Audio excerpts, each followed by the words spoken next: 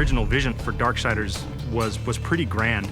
And we weren't able to execute on that fully in Darksiders 1, but Darksiders 2, a lot of the stuff we really wanted to have in there, like loot, like skill trees, leveling up, a big world that you could explore at your leisure, getting new abilities that allow you to then see more of that world. We get to do a lot of that in Darksiders 2, and we're really excited about it. When we were coming up with the loot for the game, we had a lot of fun. We knew the weapon types and the armor and stuff that Death would wear, but obviously we want to have a lot of variety and allow people to really make their guy look different from their friends. Let me tell you about loot. It's the best new feature we're adding to Darksiders 2. You get to pick whatever gear you want to use. Do you want to use a heavy axe? Do you want to use a faster set of claws?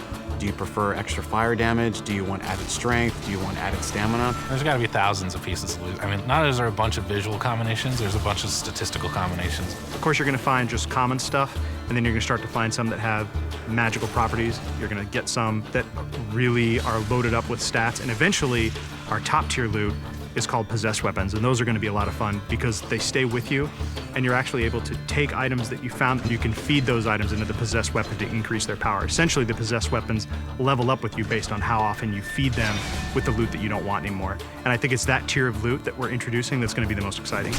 In Darksiders 2, we've got a skill tree. There are two major sides. You've got the Necromancer side and the Harbinger side. The Harbinger is more warrior-based, melee, in-your-face, hand-to-hand combat, weapon-based combat. Necromancer is your spellcaster.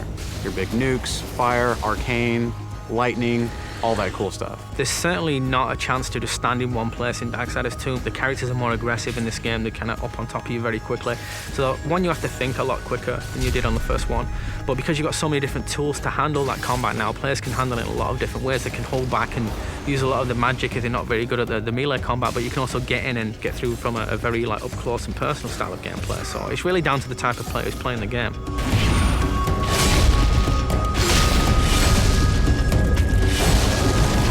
It's absolutely worth playing the game for the second time.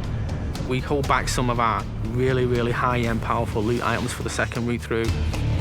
There are quests that are going to force you to explore the world into nooks and crannies you didn't even know existed, and to go down through some pretty serious content. And some are funny, some are serious, but there's a lot to see. It sort of harkens back to the elements that were special in old school games. That's what we really wanted to pack into Darksiders 2. We want people to sense our passion.